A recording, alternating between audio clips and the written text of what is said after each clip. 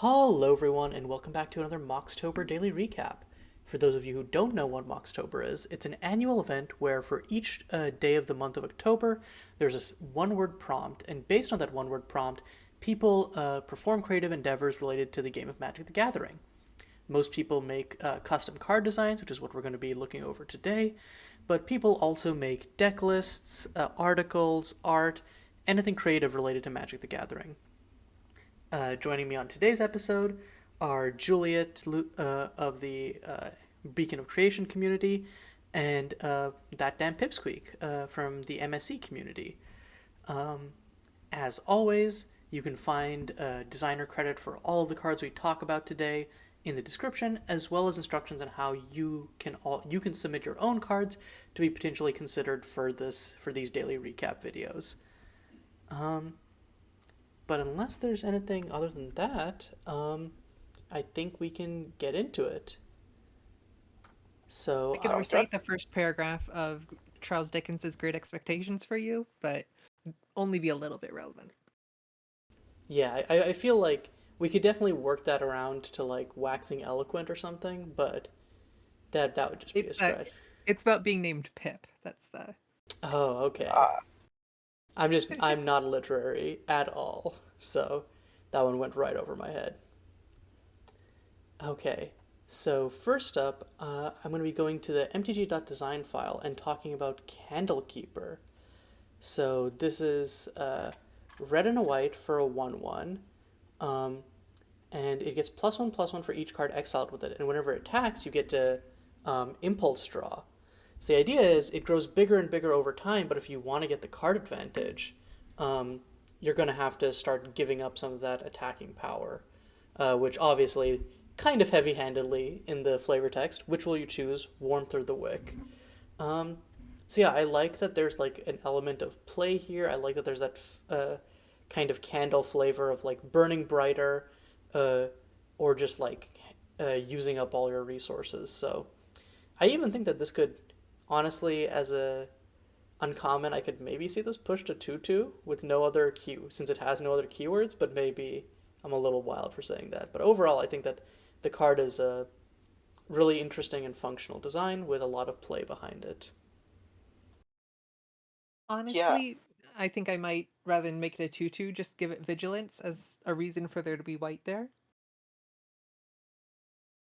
I can see that, but I think also wanting to attack is sometimes just a reason for it to be white. And I don't know that like all multicolored cards need like a reason to be Oh, each of their absolutely, colors. But yeah, absolutely. but yeah, I mean vigilance is. I think that would also be fine. It's also not an additional incentive to keep growing it big, so that you can actually like take over the game state slash board state, and it's not just. yeah. I was actually gonna say I think this could be a rare, literally just as is.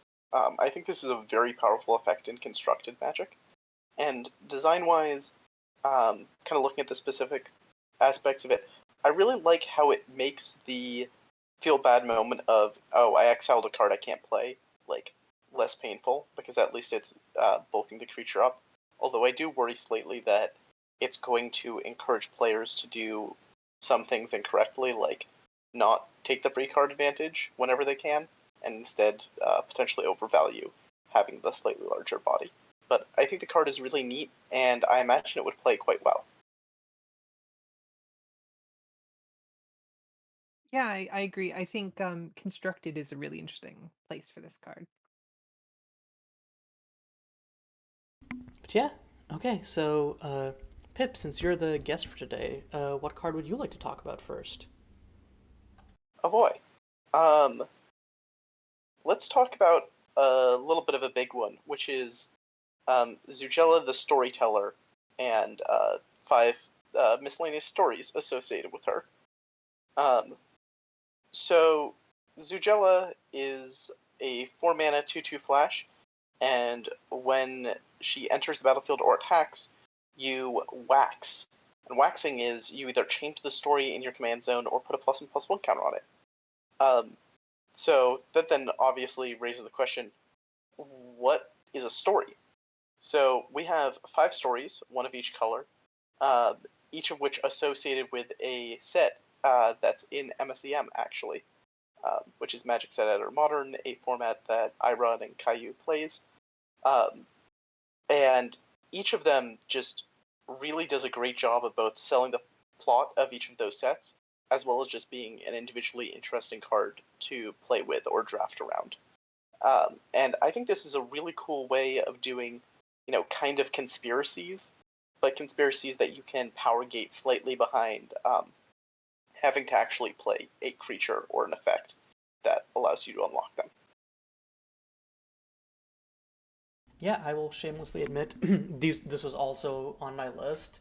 It's just it's one of those things where it I'm not sure if how much I would say that like it fits Wax. I guess like it fits, but really I'm here because I think that it's a kind of great use of creation of a splashy mechanic, which is something that I feel like lots of designers, me included, have like trouble coming up with something that really like does something crazy, new or innovative, but that has spaced across a whole mechanic. And I think that this does so in a way that, like you mentioned, carries a lot of flavor implications as well. So, yeah, I don't know that there's much else to add. And obviously, if you've seen anything that I've done ever, you know that I'm a big fan of custom lore, so all of these had me squealing. Yeah, 100%.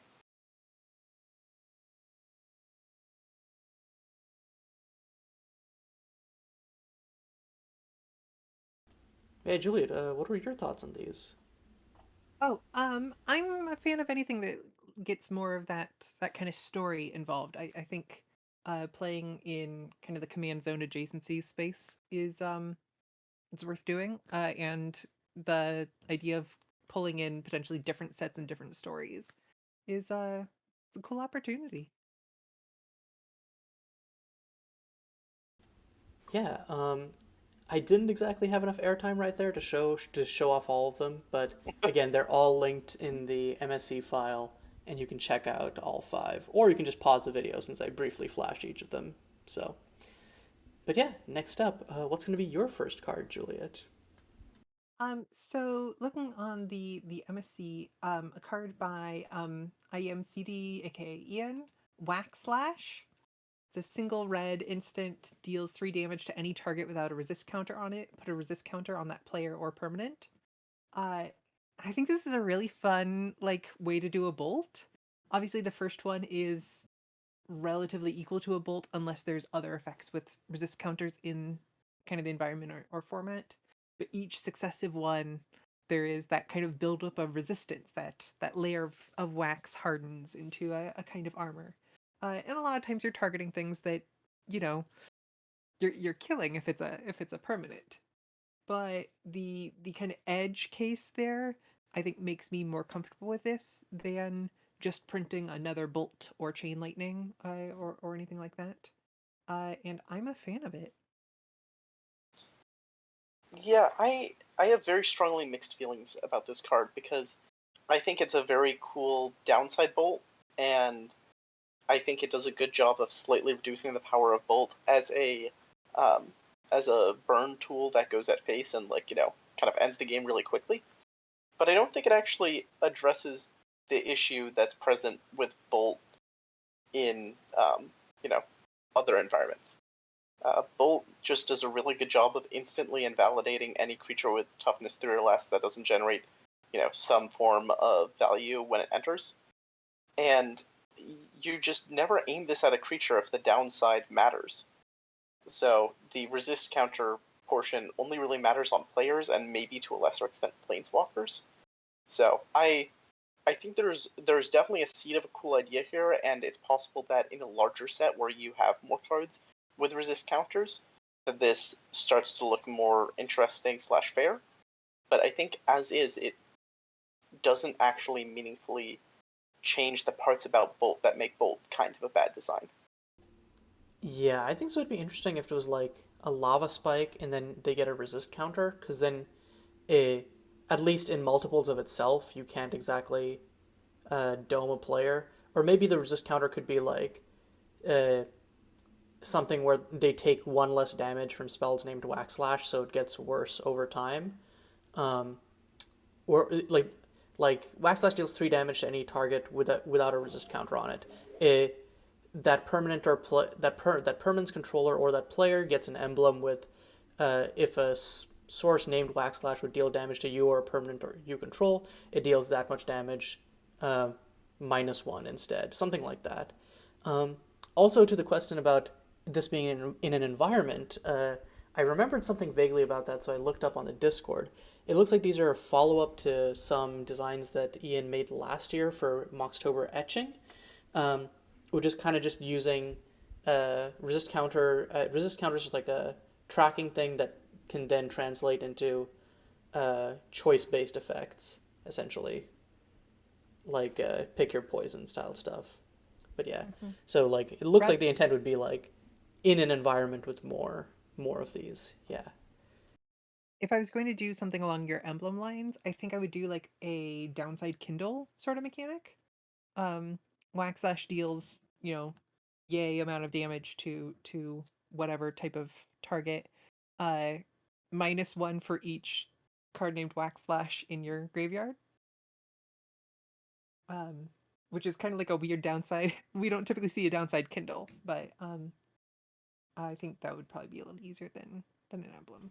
But yeah. That's fair. And then there'd also, I don't know that burn decks typically run self-grave exile, but then you could definitely have like some sort of control deck that exiles cards from their grave incidentally, just like using that to get around the downside. And then there's like actual cost / play there. So yeah. Okay. So for my next card, I'm going to be sticking in the MSE file, and I'm going to go to Lunar Novice, designed by the Cat's Eighth Life, otherwise known as Avery. So going all the way over here. Yeah, and this is, again, I've been showcasing a lot of like common designs because they've been catching my eye when putting together the Moxtober cube. And I think that this is a really solid / fun design in that vein. So this is the first spell you cast a turn, trigger Wax when this enters. Otherwise, trigger Wane.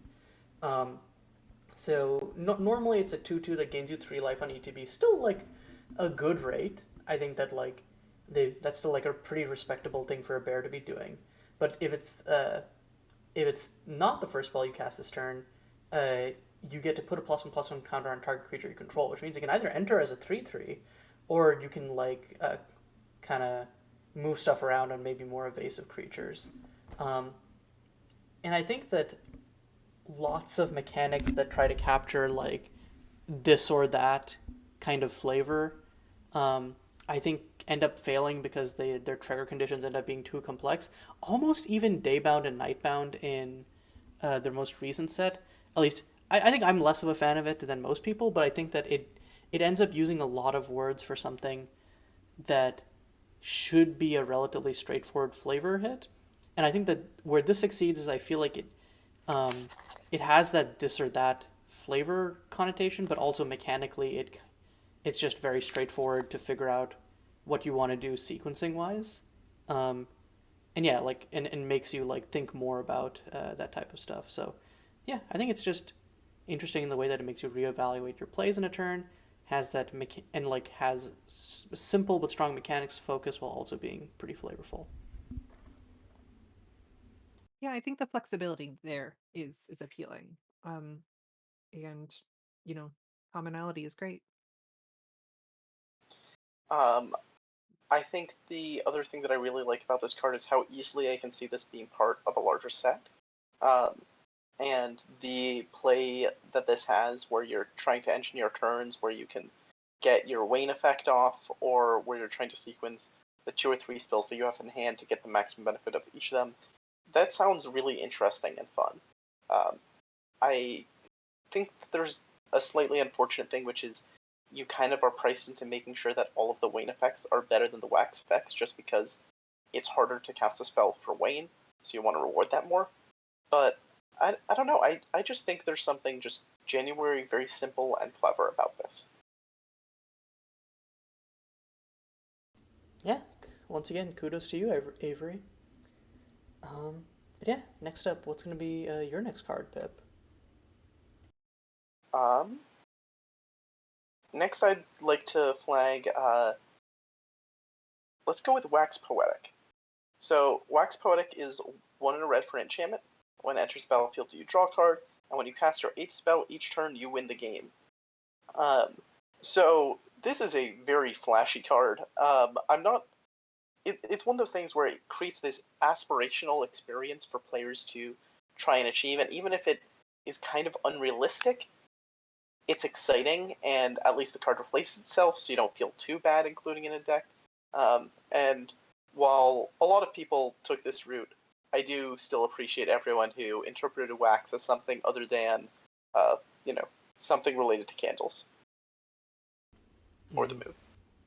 Yeah, this was almost on my list, but I think the thing that I ended up, and maybe this is an incorrect conclusion, but like when I was thinking about how I would build around this card, I feel like there's either an environment where there is a density of rituals that this would kind of be a pseudo storm finisher, especially since you don't have to have this on the board when you start storming off, quote unquote. You can like draw into it, play it, and then cast your 8 spell. Obviously, if you go past 8 spells while this is on the board, while this isn't on the board, sucks to suck.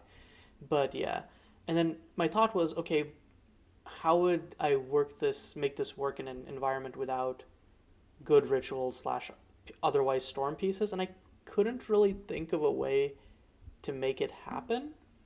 Um, I kind of landed on a place where I'm like, I want to like this card because it's splashy and flashy, but like I feel like in practice the use case of this is kind of very straightforwardly all feast or famine, all or nothing, and I kind of wish that the that there was a slightly different thing for you in the game. I don't know what the trigger condition would be when I say slightly different, but I'm just yearning for something slightly different, I suppose. Yeah, I think this to me is like, okay, Legacy Cheerios, um, which like for a given kind of all or nothing, risk the odds, let's see what we can do combo deck. I think Cheerios is like much more exciting to watch than your average Belcher deck. Um, and there's definitely the risk of not succeeding or going past the eighth in that sort of playing lots of kobolds and zero cost creatures with some type of glimpse effect to draw cards. That's the kind of Cheerios idea. Um, in something in that space, I think would be interesting. Uh, yeah, yeah. I find this simple enough to be compelling and like non-problematic enough to be something I could see trying out in a constructed format as a like outside option combo rather than dominant tier 0 combo.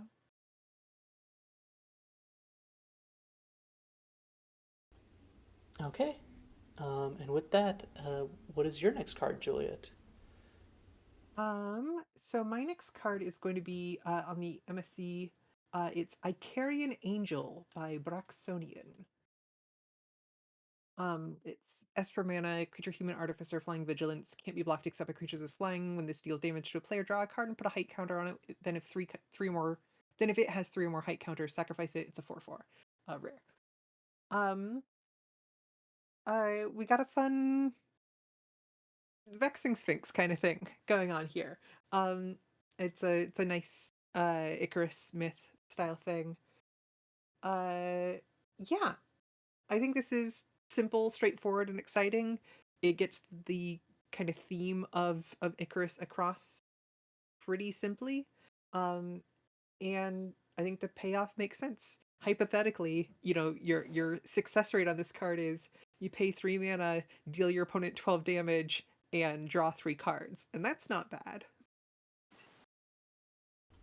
Yeah, I'm the Esper cost is obviously steep, but I kind of like when I was reading this, I was waiting for I was obviously expecting a downside, but then I was like, well, yeah, either you deal them 12 and gum up the board for 3 turns while also drawing 3 cards, um, or like or like you can just attack them twice and keep it around as a blocker, or it eats a removal spell. But like, I think that eating a removal spell is kind of like it's a like dice removal is a thing, and this doesn't have any ETB value. But like, as soon as you draw a card off this, if you manage to untap with it, you get like you've gone card parity, uh, and it's just like, or sorry, you've gotten card advantage. And the fact that you can't even like block it with reach creatures, I don't know. It's like, I guess overall what I'm trying to say is like I like the core concept, but I feel like the tuning on this feels a bit odd. And I think the fact that it doesn't generate any value in ETB maybe means that it wouldn't make sense in like a non-standard format, but I also feel like in a standard format this would be a little, if the fixing existed for this, it would be a little dumb. Like I don't know. Absolutely. Maybe Yeah. I'm I, overrating it, but yeah, it's just the play patterns of this do not feel I think super kosher to without me. vigilance, with lower power and or toughness, and without the second evasion ability, this would be a much more like, okay, yeah, that's a safe card no matter what. But as a like payoff for getting Esper mana in a like creature forward sort of space, I don't know. Yeah, it might not be safe. One thing that I'm a little bit confused by is the second line of text. Do we think that was meant to be can't block except creatures with flying? Like the Welkin turn effect? Or does it mean that it's like extra high flying? Yeah, because if it's the Welkin turn thing, I think this card becomes noticeably more reasonable. Yeah, Um, yeah. if it is extra high flying, I think this is just bonkers. It's a cool effect. I like the flavor of it. I think this card remains interesting and honestly remains pretty goddamn powerful if you just draw a card off of this text, which is probably something to be mindful of as a designer. Anytime you can afford to just like remove that amount of power from a card and it's still interesting, means you probably aimed a little bit high. But I think in terms of, representing wax in a interesting and flavorful, slightly out there way, I think the card is powerful and probably exciting to play, even if it's a bit miserable to play against. So, And definite props. in a way, isn't aiming too high the real Icarus experience? It's meta commentary or I meta I designing. definitely read the second ability as a traditional high flying blocking thing, not as the actual text it says. So that balances out too. Okay, so my next card. Um, Pip earlier mentioned, it's interesting to see how people interpreted the prompt other than candles or whatever, and I am going to firmly fight against that by showing, I think, the most archetypal candle design here. It's Wax Golem. It's designed by Jayhew, Jayhew. It's 4 in a red. This is in the MSC file. It's 4 in a red for an artifact creature. It enters with 6+1/+1 counters. Whenever it attacks or blocks, you remove a +1/+1 counter from it, and you can pay red, remove 2+1/+1 counters from it, add red, red, red, activate only once per turn. This caught my eye because I feel like there were a bunch of designs trying to capture that mechanics as flavor thing of something slowly dwindling, and some of them did, and lots of them like did it in like well in one way or another. But I feel like this of those types of designs was my favorite because I think it kind of does it all. It has a slightly above rate body that gets worse um, as time goes on. Uh, and it has a way to like turbocharge it by adding mana. Um, and also it does this within like a reasonable line of text and with they activate only once each turn with like a reasonable balancing point. So, yeah, it just feels like a really simple functional flavor mechanics as flavor card and it's in my opinion the best implementation of that in the pool today.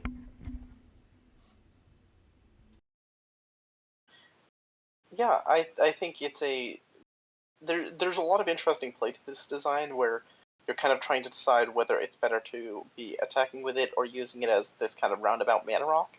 I think it's fairly interesting. Um, I have some slight doubts in terms of the risk versus reward of it being off. Like, it's very easy to misplay and attack with it when you should really be holding it back for mana. But, those sorts of cards are very important to have in the game. Yeah, I agree with everything you guys have said. Okay. Pip, what's your next card? My next card is also a candle-flavored card, which is Candle of Mortality from the MSE file, designed by Blue Ghost. I think this is a really stellar design. So it enters with 3 -1/-1 counters. It's an artifact, so the counters don't do anything on it. But at the beginning of your upkeep, you get to move a -1/-1 counter from it to target creature you don't control. So you slowly get to wither away other creatures. It's a very flavorful design, and it's possible it's a little bit pushed, but it's a really slow removal spell, and one that gives you a lot of really interesting decisions. The other thing to note is that it is mandatory that you move the counter over, so you can't save it up for a better target. I think this is a very minor quibble, but I really wish there were better ways of getting more counters back on it. There's a card in Shadowmoor called Leech Bonder that comes in with counters and allows you to move counters around. It comes in with -1/-1 counters, and since it's a creature, it's really easy to get more -1/-1 counters on it. Whereas this, being an artifact, makes it kind of impossible to get more counters on it, except through proliferation.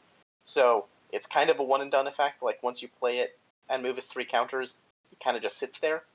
But I don't know. I think it's very flavorfully interesting, and it instantly makes you think how it would play out. Yeah, absolutely. Leech Bonder was going to be 100% the thing I was gonna bring up in comparison. The other thing I would kind of think about in this space is like Trigons a little bit, but the mandatory and the no mana cost and everything definitely makes it different from a Trigon in that way.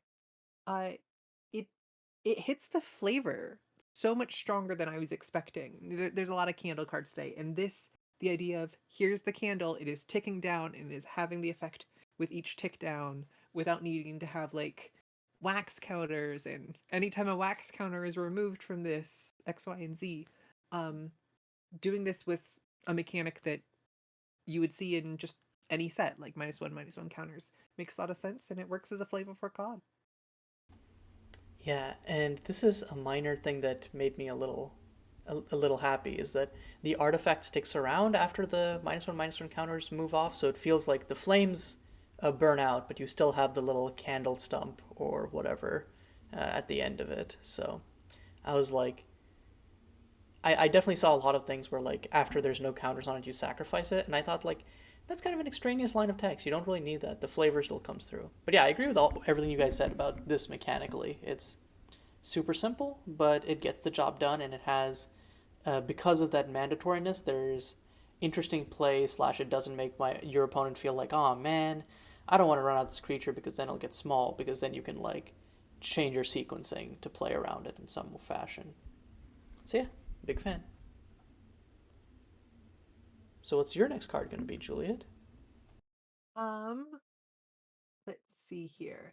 Let's look at mtg.design by Kaokun. Forest of the Waxing Moon slash Waxing Moon Wolves. Which is a daybound, nightbound, the forest land, enters the battlefield tapped. And the backside is a 2/2 wolf. That's it's so straightforward. I don't know that it is a very strong card, despite being here's a free 2/2 at the cost of a land. It's kind of a rough scythe tiger, but as a big fan of Reckless Waif, this I think is in a similar sort of space where you're like, okay, in order to get any actual value out of this, I've got to make sure the day and night trigger at the right times.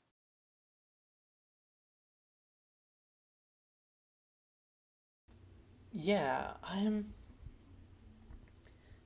there might be something I'm missing about the play pattern of this that makes it more obnoxious than like maybe I'm thinking, but it just seems like very straightforward and nice. Hmm. I definitely think that being able, like, the balancing point of like you can definitely get some crazy aggro starts with it, but I think that the ability for your opponent to like turn on or turn off your mana depending on the actions they take adds a little bit more play to it. So yeah, the I think that it's again, and I appreciate simplicity in thinking through cards that still results in like uh, designs that make you think about how they play and the designs that like haven't been explored in some way before. So shout out to Kaokun for this one. Yep, I have nothing to add. I agree. Yeah, I it's very neat that it effectively doesn't have text. Like the mana ability is just from being a forest, daybound and nightbound are a single keyword, and it enters the battlefield tapped on one side. Like all of the extra text comes from being a game object, not lines and lines of text, and that's really fun. For sure. Okay, next up, talking about simplicity. Um, I'm gonna look at two commons that actually have not, surprisingly to me, had their effects ever printed before. So we're gonna start off with Brave the Sirens from the MSC file, um, designed by iemcd Ian. Um, did you? I didn't believe this at first, but I looked it up on Scryfall, and it. Can you believe that there is no blue effect which says creatures you control gain hexproof? There's things that allow target creature to gain hexproof. There's things that allow the self to gain hexproof, but there's no mono blue unless I missed something. I could definitely have missed something Scryfalling, but as far as I know, there's nothing that gives creatures you control gain hexproof in mono blue. Right, because Mizium skin. Huh? Mizium skin is target creature control gets +1/+0 and gains hexproof, except it also has overload. So, Ah, okay, okay. The and there's another one from War that I'm trying to remember the name of right now. I mhm. was going to mention that Alara has the Jessian, was it Tortoise formation, I want to say. It's like 3 and a blue for creatures you control gain Shroud. Um, but like Shroud, of course, is a far cry from Hexproof. Lazotep plating was the one I was trying to remember, which is 1 in a blue, instant, amass 1, you and permanents you control gain hexproof until end of turn. Ah, So we've never had permanence. th- Okay, this exact one, but we've had a couple different versions that are this but better. fair. Okay. The I just was like looking at that and I was like, there's no way. But yeah, okay. The permanence you control makes sense, and then the other, the overload text and stuff, that definitely escaped my scry falling. Um, but yeah, I like this because it's really simple, but it's an effect that like is like yeah, I would have expected this exact card to have been printed at some point. It just hasn't. I'm not sure that there's really that much to talk about as play pattern. It's a very simple hexproof anti-removal trick. Um, Oh, but there is one thing to talk about with oh my this. god, no. No, but it's fun. So, of course, the thing that this is referring to is in the Odyssey. Um, and the cool thing here is Odysseus has his men tie him to the mast so that he cannot like jump off the boat and swim away, and has all of the other sailors put wax in their ears, right? So that when the boat passes along by where the sirens are singing, everyone else will be immune because they can't hear, but they also won't get to hear the siren song. And Odysseus will get to hear the siren song, but will be like, you know, uh, held back from his own instinct, which would be to chase after and drown. Um, and you, the player casting this card, are Odysseus. Your creatures gain hexproof until end of turn. And so your opponent's like, well, I guess I'll have to target your face. That is definitely a cool piece of flavor. And yeah, like at first I was like, I don't get how this relates to wax. And then I read the flavor text and I'm like, oh yeah, I remember that. I think in like the version I read, it mentioned paraffin, which might I don't know if paraffin is a type of wax or not. I just know that it's another. Yes. I just know it's another thing that you burn to make to do burny stuff. But I just didn't remember or connect that with wax. Um, and yeah, I was hoping these would be quick. So to cheat and pull out the Right. second card, it's a Lamplighters Sedition, also from the MSE file. Return target creature an opponent controls its owner's hand. Target creature can't be blocked this turn. Which, if my Scryfall Fu was actually up to par this time, the closest one is a card that's printed in AFR, which lets you bounce an on-land permanent or make a thing unblockable. But I don't think that there's an effect which gives you both. So I thought this was really simple, um, cool blue common. And again, both of these are stuff that I'm like, yeah, if I need a slot filled in the cube, I can easily see just slapping these in. And they're both, and again, I love the flavor of this one as well, where it's like the idea of like almost, it's almost like the absence of wax rather than wax in the card. It's negative space wax, which is being represented here in the flavor. But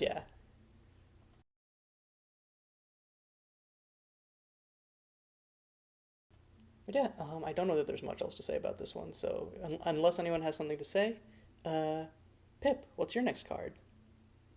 So my next card is Candle Outcove, which is a land that can tap for a single colorless mana, or tap to scry one, activate only if a creature died this turn. Um, the flavor text making it pretty clear how this, connects, which is a place for remembrance. Um, I think this is neat.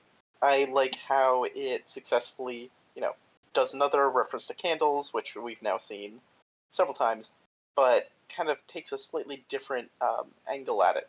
And I think mechanically, it's pretty neat. Um, it's cool that it works on if your creatures die or if your opponent's creatures die. It still effectively costs you a mana because you have to tap a land, so it's not like a ton of free value. But it's just a nice little amount of smoothing and like the exact amount of upside you want on a colorless land. Yeah, and I like because I don't know that I saw many other designs that were talking about like the mourning or like remembrance angle of candles. So I love the flavor here. So shout out to OMG/slash Oh My God for its design. I like grief as a way of reinterpreting morbid.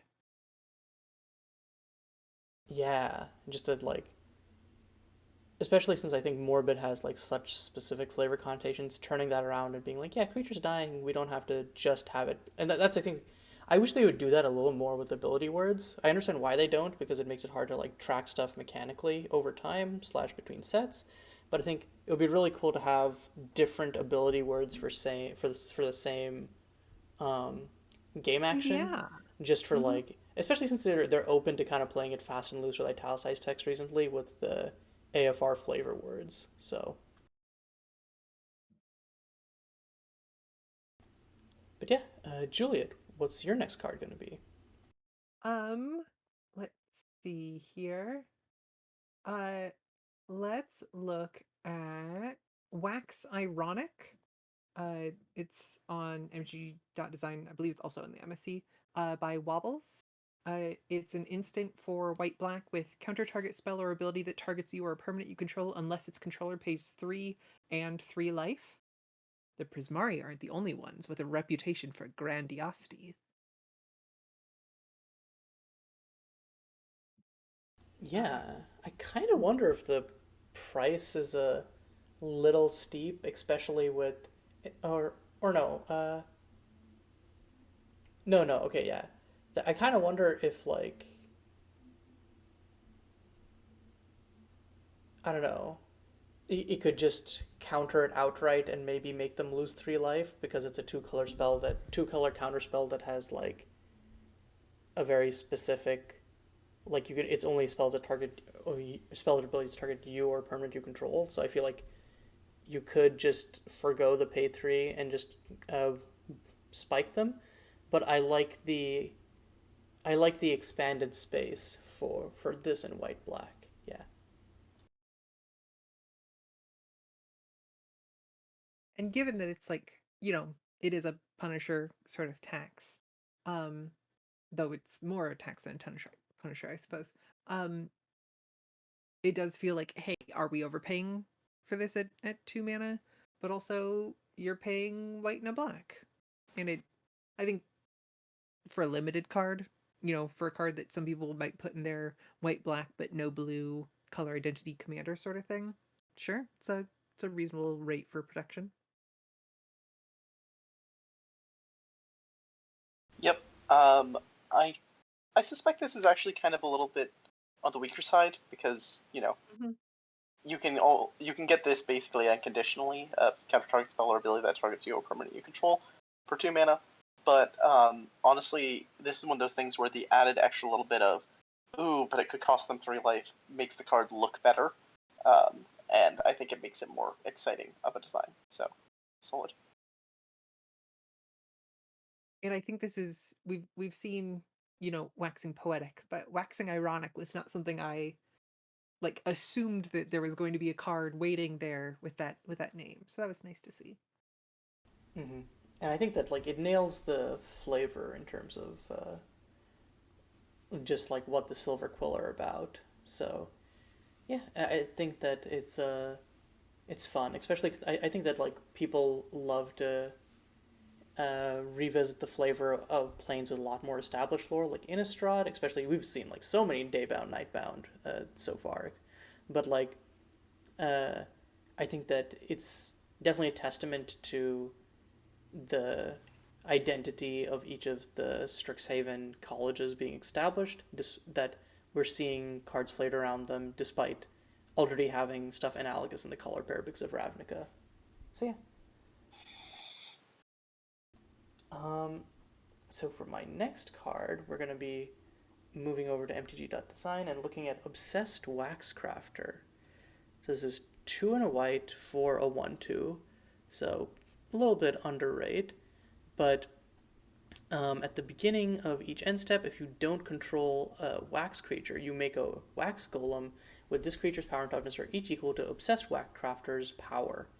Um, and I like the idea. It feels like chasing perfection, which I think the art also kind of demonstrates. I think the art might be a canon CMR art, no, not CMR, but like some commander set art. I think, but maybe I'm wrong in that. Um, but I like the imagining of it as like yeah, um, you can make these endless chump blockers in an Ophiomancer style way, um, and they get even better if you buff up this dude so that the stuff made in his image also gets buffer. So yeah. Also, I'm a little sad that there isn't Madame Tussauds flavor to this because I think that would be very, or like just a general like wax gallery style thing because I think that would be silly and fun. And we have a lot of sculptors or serious sculptors already in MTG, but yeah, overall I'm not a fan. The I have a minor rules quibble with this, which is the way this is currently worded is it it is trying to constantly check to see what this card's power and toughness are. And that seems incorrect to me. I think it's unintuitive that if you cast a giant growth on this after you've made the golem, that the golem will also immediately get +3/+3. Um, I would probably word it with, create a flex golem with power toughness each equal to this, you know, power toughness of X, where X is this creature's power, or however. Um, but outside that rules quibble, it's a neat design. It makes you think of ways you can potentially utilize it. Um, I think it's a cool tool for white to have, etc. Yeah, I agree on that rules note. I think the idea of sort of narcissistic Pygmalion with this sort of Ophiomancer Galatea, like that works for me flavor wise. I don't know that like wax is the perfect medium for I'm gonna be creating and recreating a thing if it dies and then making another one, but it's not so much of a stretch. But yeah, I think shifting it so it's permanent and only checking once makes more sense. Though you may then want to have a when this creature dies sacrifice the the wax. Mm-hmm.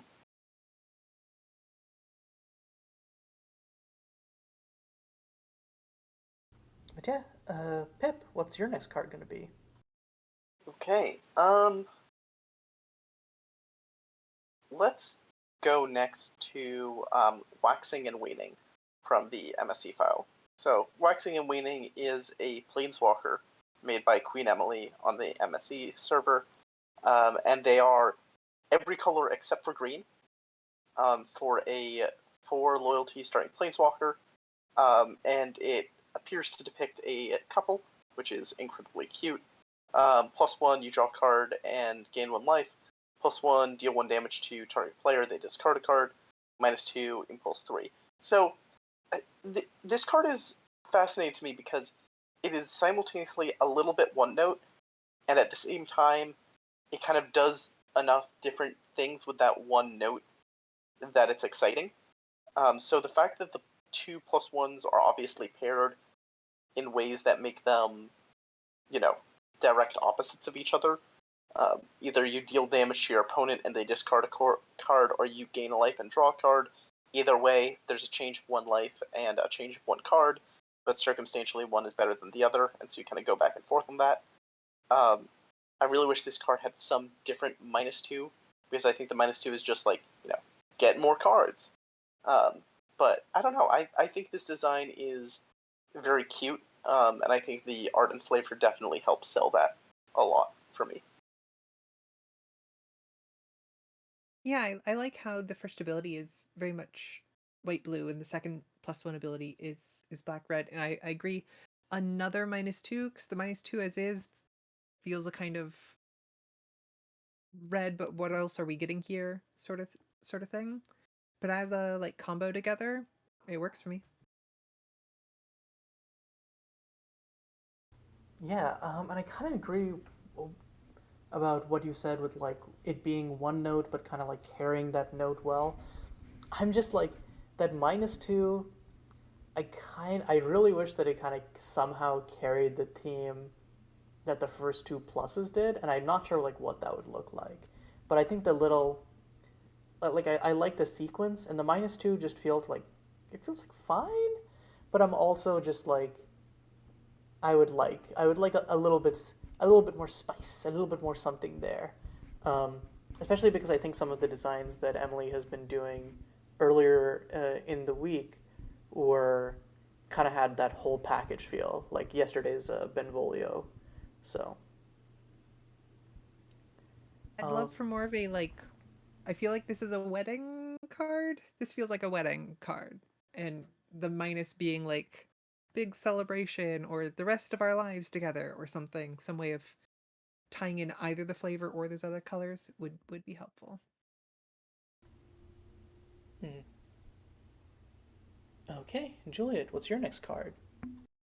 Um, let's see here. I'm gonna go with on the mtg.design, we've got Wild Growth Wumpus, 2 and a green, by Perry K. Um, can't be blocked by creatures with power 2 or less. Whenever counters put on a creature you control, you may put another counter of the same type on target creature you control. This ability triggers only once each turn. 3/3/4/3 uncommon creature beast. Where's the wax in this card? So it's an interesting question.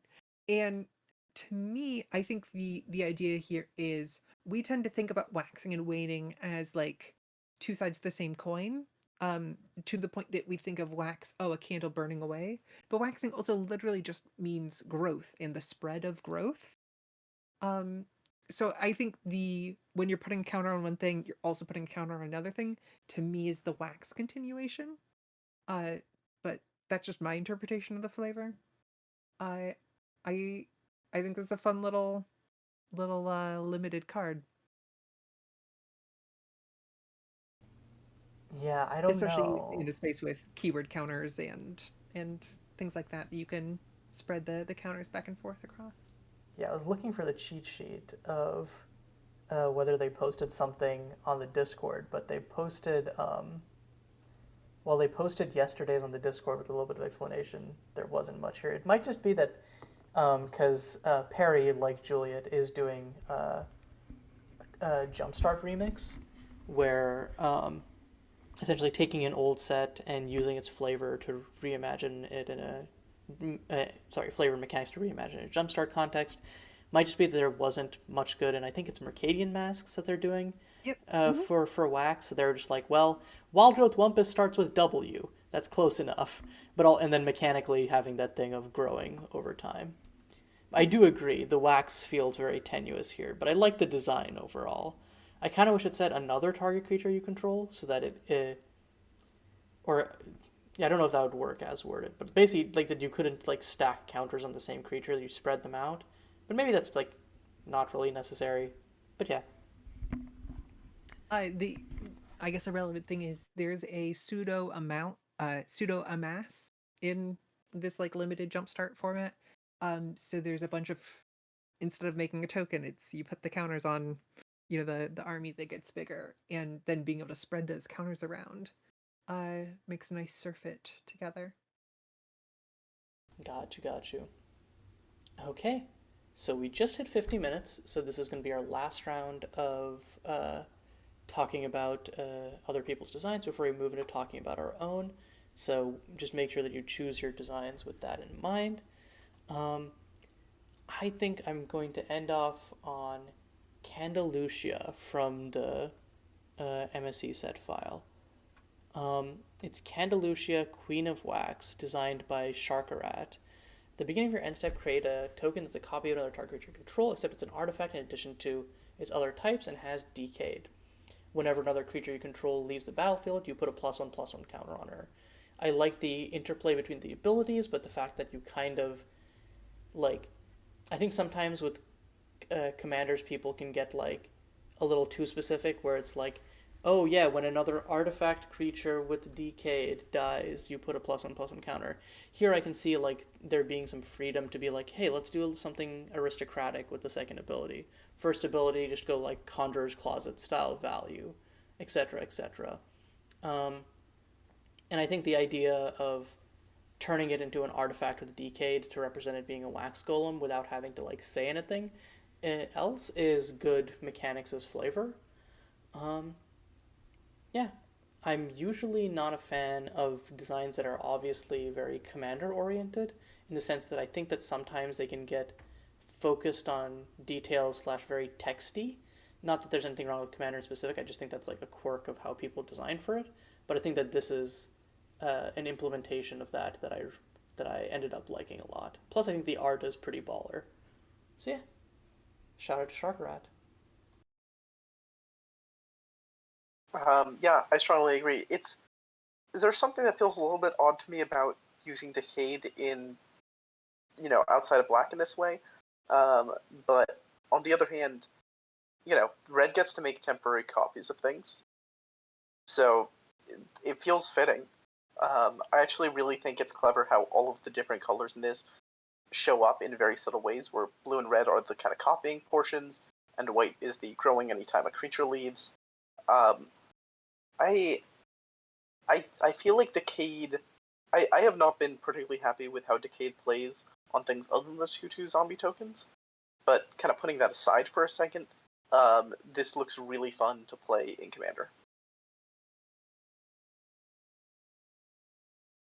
Yeah, I agree. I think the flavor and mechanic kind of fit there, and then yeah, I would say this is command. I don't think this is going to be a big modern playable card. Okay, and with that, Pip, what is your last card going to be? My last pick is going to be Altar of the Dying Light, which is designed by Infinity Chef. So it's a 3-mana artifact, and whenever a creature you control dies for the first time each turn, put a wax counter on an altar, and then deals 1 damage to each opponent for each wax counter on it. It reminds me a lot of Aria of Flame, which is a design I really like, but this being kind of a mix between that and a Blood Artist is really cool. It's Blood Artist your opponent can't easily remove, but it doesn't punish them as much for board wiping, but it does scale up really terrifyingly with free sack outlets, because if you sack 1 on your turn, 1 on their turn, 1 on your turn, those 3 creatures have dealt 6 damage, so it actually averaged 2 per creature, and it just ramps up way faster from there. Oh no, I think this design is really cool. It has a lot of play to it.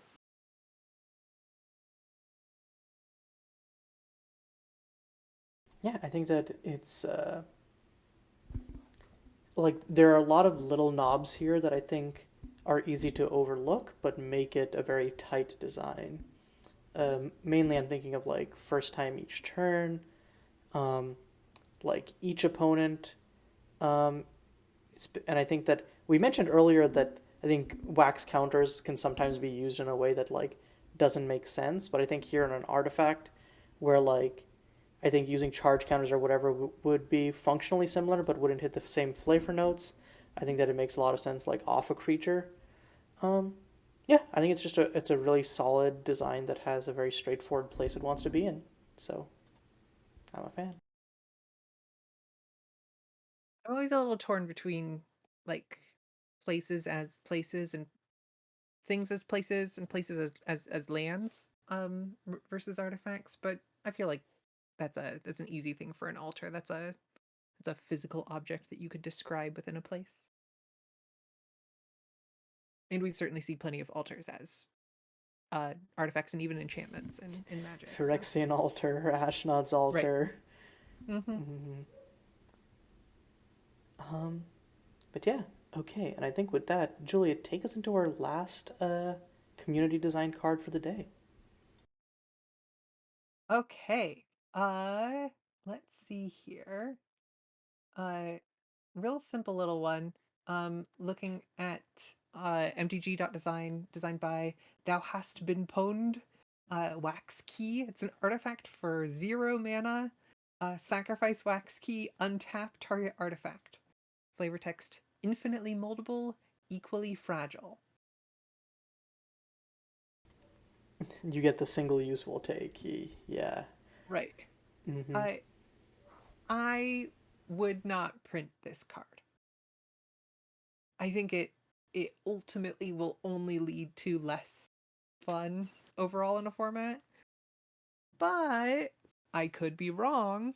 And it is an awfully simple like card idea, but like I mean welding jar has seen a lot of play historically. Um and I think this is a little bit better on the whole for how much it can turn on the most powerful game ending cards. Yeah, this card is weird because it on its own is an entirely innocent card, and if everyone else is following reasonable design principles, this card does absolutely nothing bad. But the second someone is like, you know what, let's add an artifact land to this format, or you know what if we just printed a really cheap mana rock or a mana positive mana rock? The second someone does one of those things, now you have a problem because this takes a artifact land that says cool. This is now a Lotus Petal. It's not a great Lotus Petal, but if you go turn 1 Darksteel Citadel, 2 of these, play a 3-drop on turn 1, your opponent doesn't care that, well, that was worse than Lotus Petals. It still created a, incredibly binary game state where your opponent is just going to get run over. Um, the same thing is true if even if you have 2 mana rocks, this starts to get a little bit dicey because of how much mana it allows you to explode into turn 3 with. Or if you have something like Thran Dynamo, where, yeah, it's a 4 mana artifact, but it immediately refunds 3 of its cost. So with one of these, it actually is netting you 2 mana, and going from 4 mana to 6 mana is horrifying in terms of what it allows you to then cast. So I think I agree with you, which is this is a card where it's fine to print into a standard or something. It's fine if you have total control of the environment and you know this is not going to do anything bad. But in that circumstance, it's probably not going to do anything. So also probably not worth printing. But the second someone else makes a design mistake, you have made a massive error by adding this card to a format.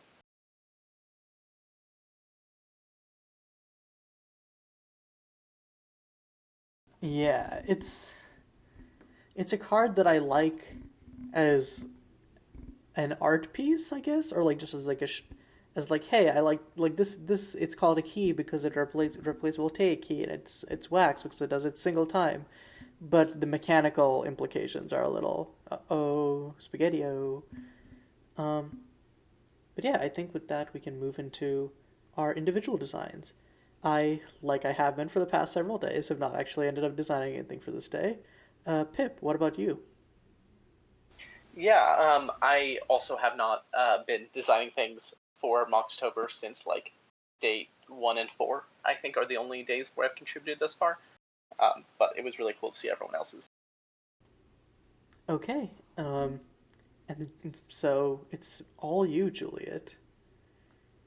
I'd like to read a poem real quick since we've got the time. It's an Edna St. Vincent Millay. It's a classic.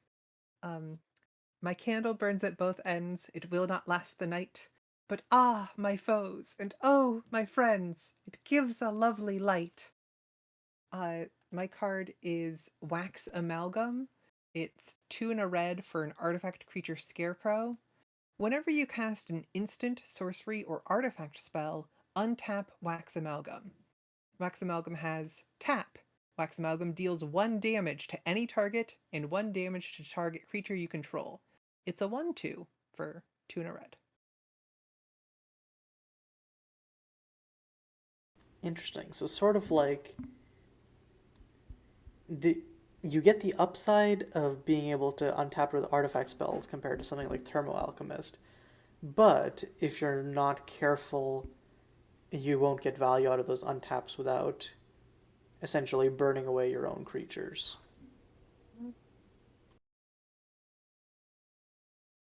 How does this play into the themes of the Jumpstart pack? Because I see it has the red-white frame. I think that's that's red artifact. That's the red artifact frame. Yeah. Yeah. Previously in the Dragon's Maze Jumpstart remix, I did 10 packs. Each pack is exclusively a guild. Every card is exactly both of those guild colors. This time around, I'm trying this like really cool new technology, which is including monocolor jumpstart packs. Like that's just astonishing. It's so novel. So I've got each of the enemy pairs has a pack, and each of the single monocolors has a pack. In the red pack originally was going to be specifically a like Kiln Fiend type of theme, but at a certain point, I kind of recognized, okay, to actually make this work and be good play going alongside other packs, especially in this not lots of tokens format, um, artifacts make more sense than just sticking with instant sorceries. And it's like, okay, I could have gone non-creatures, but I kind of like being able to hinge artifact creatures in there because typically artifact creatures are kind of a net downside. They can be hit by both creature removal and artifact removal. And so being able to kind of pay off that, hey, you're getting your prowess triggers, obviously not real prowess, but pseudo prowess triggers here, and you're getting a creature out of it is the kind of upside there. I'm also making a little pitch, which is, hey, what if we did away with Golem as a creature type in Magic and made them all Scarecrows instead? Anyways, obviously Scarecrows are a good fit for Eventide, but I think that might be a good step forward as for Magic as a whole. Because of the cultural implications with yeah. I know that that's something that we talked about Queen Emily earlier has pushed for. Or actually, I think it's, yeah. So definitely something to think about. But in the context of the design specifically, I'm a fan of it, and I like the idea of like you mentioned, artifact creatures, not only do they get hit by more stuff, but usually because they're colorless, you kind of modulate them in a way that they're weaker than other stuff. So you play them, but you're not super happy about it, and giving them a way to be more relevant, especially in the kind of contained environment of Jumpstart, where you can neatly like tailor those synergies. Makes a lot of sense to me. It's so funny that everyone always says, "Oh, Thermo Alchemist." I'm like, "Oh, Gelectrode." Who? Gelectrode or Galectrode, the old. I think I'm too much of a new school Magic player to know this card. OG Ravnica. Yeah, one blue and a red. It was. I don't think it would be so far to say the reason is it kind of got a permanent instant and sorcery theme across the rest of the Ravnica blocks. It was the same sort of card, just a 0/1 rather than a defender or in this case a 1/2.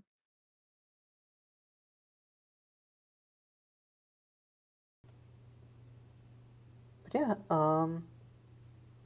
do you have anything else to say, Pip? Or other, because I think I'm out of stuff to say.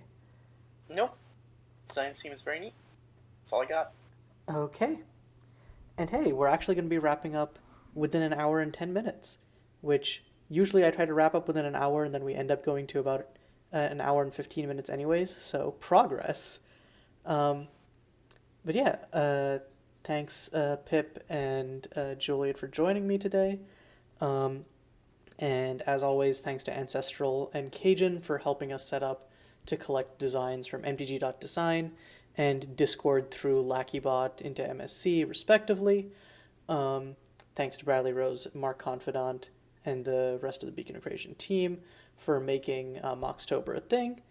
Um, and as always, as I mentioned at the start of the episode, we have the MSC file and the mtg.design page, as well as instructions for how you can get your cards into either of those, linked in the description, as well as designer credits for all of these.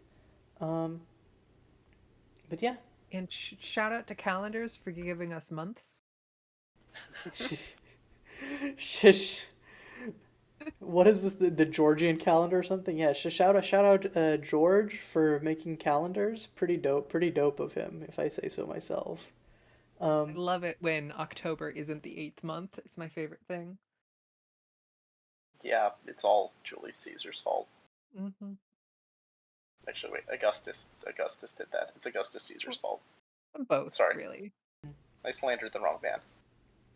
Also, that interlude helped me remember that there was something I was going to say, and I almost would have missed it. Is that, hey, with this being the 7th episode, obviously when you watch this, it's going to be the 9th, but we're now through 1 week of Moxtober recaps, 1/4 through the month. Well, not technically, because there's 4 weeks and a change of 3 days, but we're about 1/4 through Moxtober. And I think we've seen crazy amount of participation and innovation so far, and hopefully we'll just keep picking up steam as the month goes. But yeah, until next time, this is going to be Caillou signing off. Thanks everyone for watching.